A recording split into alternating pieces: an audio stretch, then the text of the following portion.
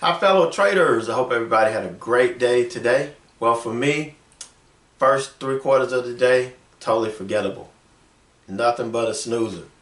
The last quarter of the day, we were able to nail that Apple short when the market rolled over. After that, what turned out to be a fake news event, we were able to catch a good good earnings trade.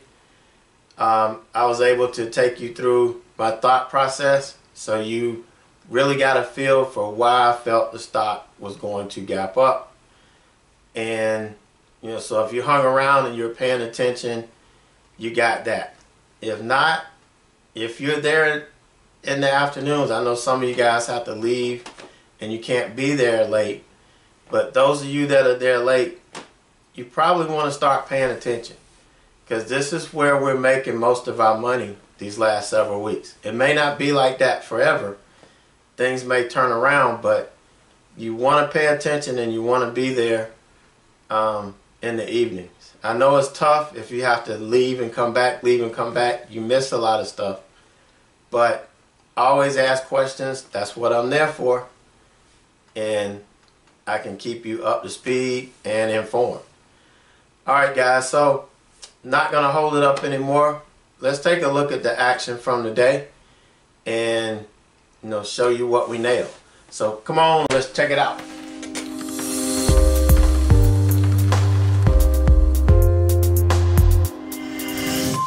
All right, so let's go ahead and start with this SPY. This was the most exciting. Well, no, I take that back. We had a pretty exciting adventure after market too. But this was the first of the exciting events that happened.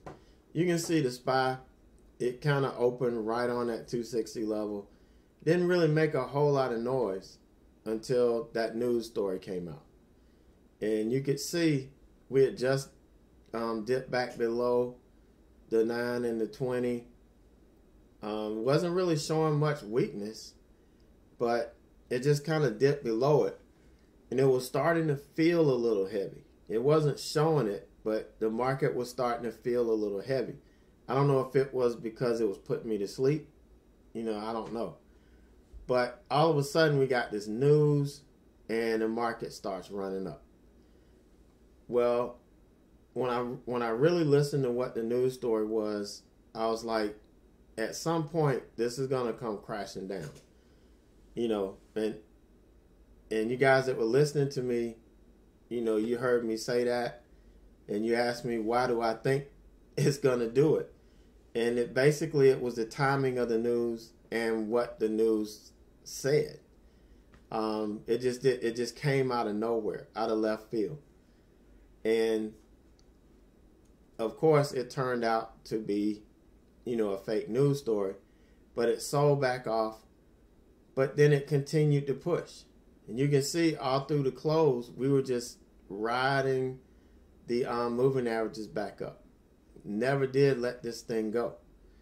So instead of me trading TVIX, because there's really not enough volatility for me to trade it smartly, I'll look at the FANG stocks like SPY and Facebook and Apple, the ones that I can actually trade. Obviously, I can't trade Google or Amazon.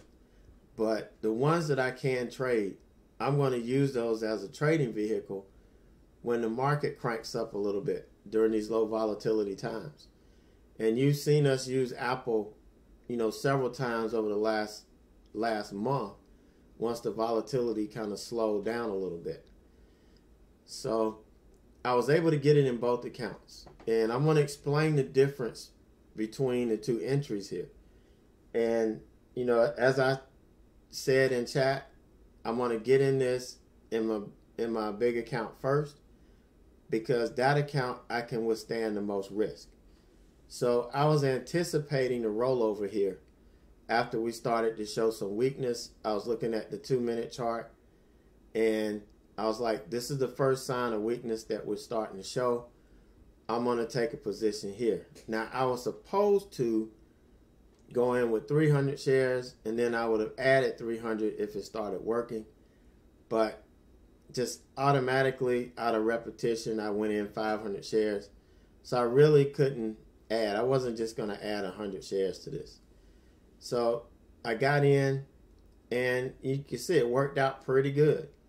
I put my my profit target right here. Well, at the time, the 9 was up here. But it did kind of roll over a little bit and dip below where I had my target. But it was at 155.60. And all of this is one order. I just split it up to fill it. But, this was all one order, 250 shares. Here I took half off. And I was looking for it to come down and test this red to green. I was going to take some more at 155. But, just like the SPY, it held the moving averages here. I just kind of waited to see if we were going to lose it. And it just never did. Never did. So I went ahead and killed it, just after the close. Because we were in another trade that you're going to look at, that we're going to talk about here in a minute. So you can see what the entry was here in my larger account. Smaller account, I had to wait until I had some type of confirmation. Something that I could base this trade off of. So I got in. I got short here. Oh, this is jumbled up. It sucks. I got short here at 156.42. And, I said if we push back and start to show some strength, I'll just get out of it in this account and then just let it ride. I think 157 was my stop on this. And I would just, let it ride in my other account. But it did push up a little bit. And then we got the big sell-off we were looking for. Caught the first one at 155.75 and tried to give this some room to go, and it just wouldn't go. It just kind of got hung up, and in this account, I'm not going to let it go. Run. I'm going to lock in profit and get ready for the next one. That's my mindset on this. So really, really nice trade on it. We picked up almost $150 on it. Not bad at all. But this was after a pretty slow morning. So the morning, I was looking at my opening range trades like I always do. This one, SIG, we had a nice candle selling off here. This was a 5-minute opening range low. And usually what the entry signal is, once this candle breaks the 5-minute open range low, you take it. Your stop is if it closes back above this. But in this case, the pre-market low is sitting right here. Now, you can't dismiss the pre-market low. Usually when it puts in a low pre-market, that's going to be a solid level, whether it be support or resistance throughout the day. So you need to respect it. That's why I mark it. And you can see in this case, it was resistance here, and it was resistance here. It never pushed back over this pre-market low. And so with me respecting this, and this is so close to the 5-minute open range low, I had to wait until we claimed this level. And that's why I got in on this candle versus this candle. And we got some good momentum to the downside, but it started running into support. And you could find it. Now, this was a 52-week low. This was a 52-week low. The previous 52-week low. So we were making new lows. And what I use is a whole and half dollar marks. Well, since I got in this at 26.13, I wanted a little bit more than 25.50. I wanted 25.50. And then I was looking for 25. Well, it came down. It came close here and couldn't hold it. Came here, came down, got bought back up, came down a couple times.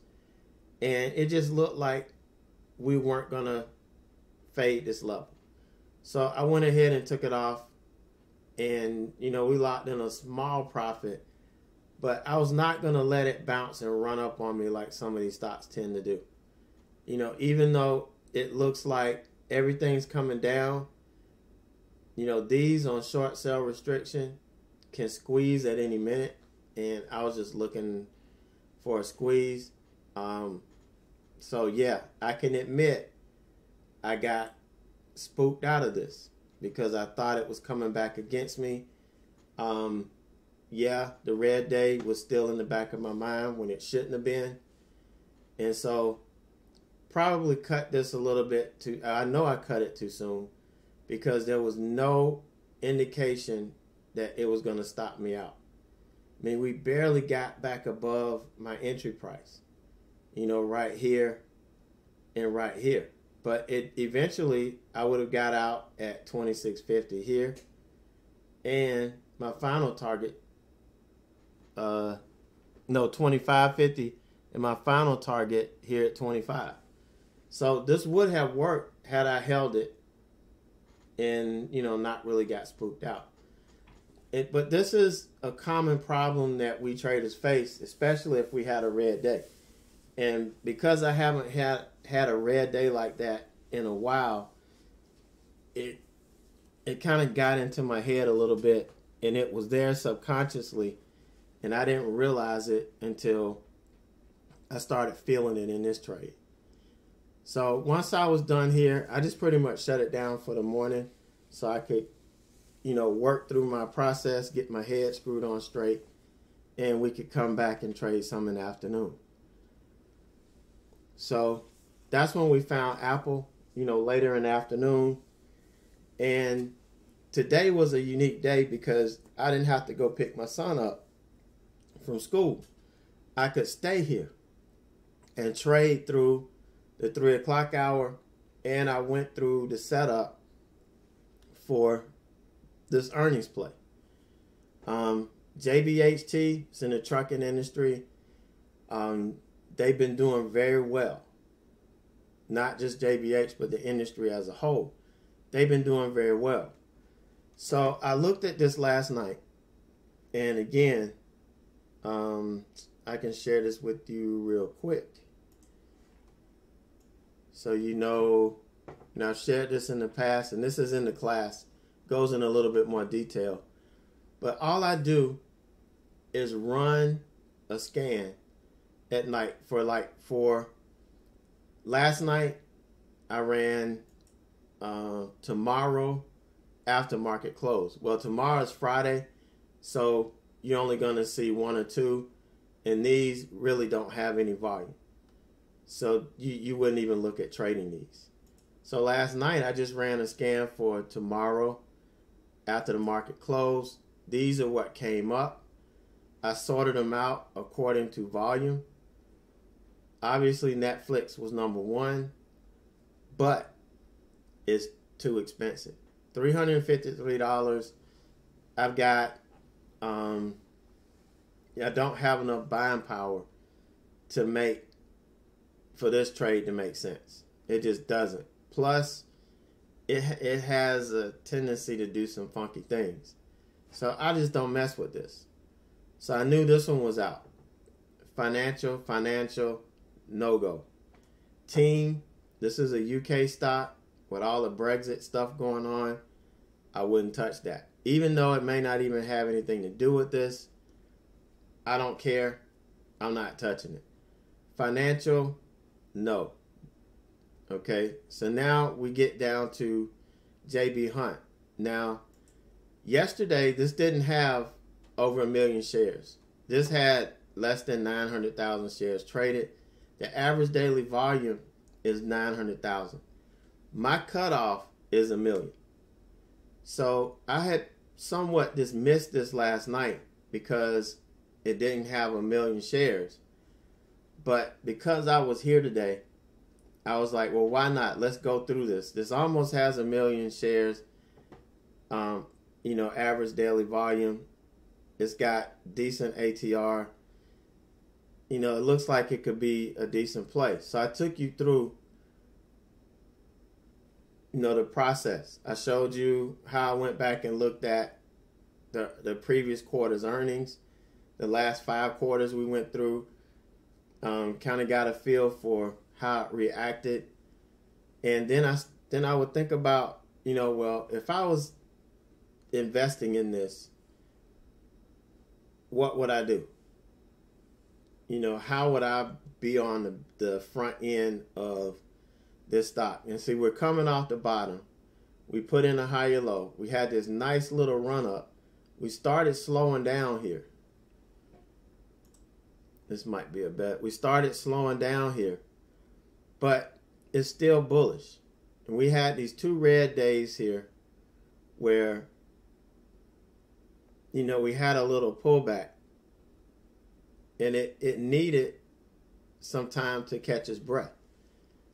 So for me, we're over these moving averages. Everything is trending up. We got some nice upward momentum.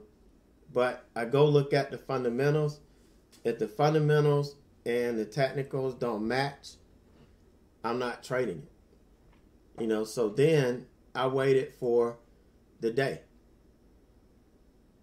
And if I'm looking long, this has to hold the moving averages. Now, we're always going to get a pullback through the moving averages, attempted sell-off.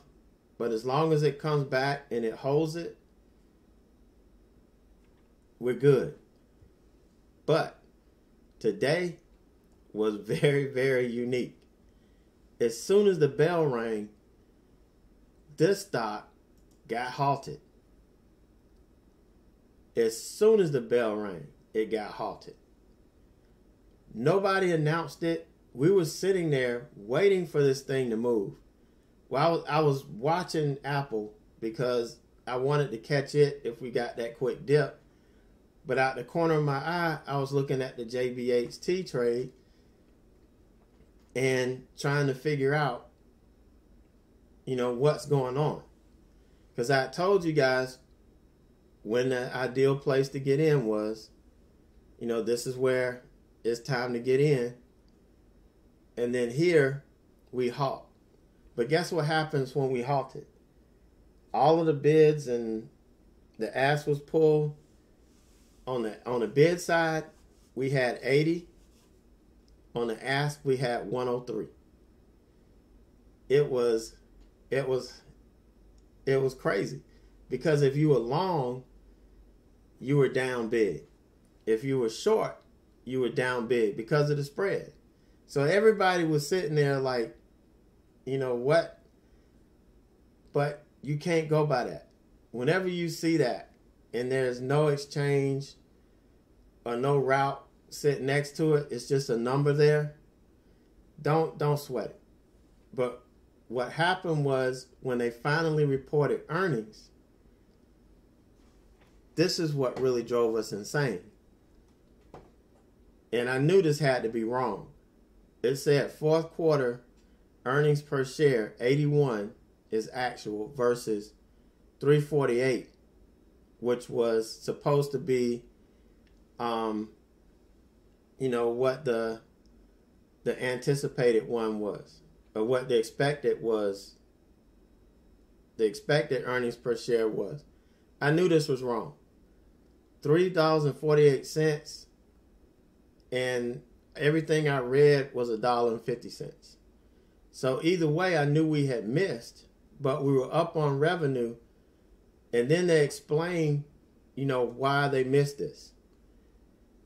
So I didn't worry about this so much. This is actually 4th quarter net earnings for 2017 was $3.48 per diluted share. So this was wrong. It seemed like everybody had everything wrong today when they were reporting it. So for a minute, I thought, well, the guys that decided to go short are really loving this right now. But when you looked into it deeper, this didn't really jive. So the guidance, that's what everybody's looking for. The stock price now is forward looking.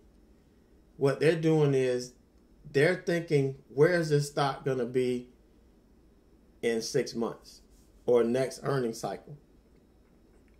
Or, which is 3 months. Where is it going to be? Do we predict it's going to be up or is it going to go down? Well, from here, it can only go up because it took all of that hit and it still, did pretty good. It beat revenue. So the market interpreted it the way I did, and we got the nice move. So you're not really guessing. You've got to put in the legwork. You've got to match the fundamentals with the technicals. Now, could this have started a panic and it sold off? It probably could have, which is probably why they halted the thing. But they never did give an explanation why they halted it. But it was halted for 30 minutes. It opened back up at 4:30. We had a little dip here, and then it took off. I guess you had the people bailing out that got scared, and then we took off. Really nice.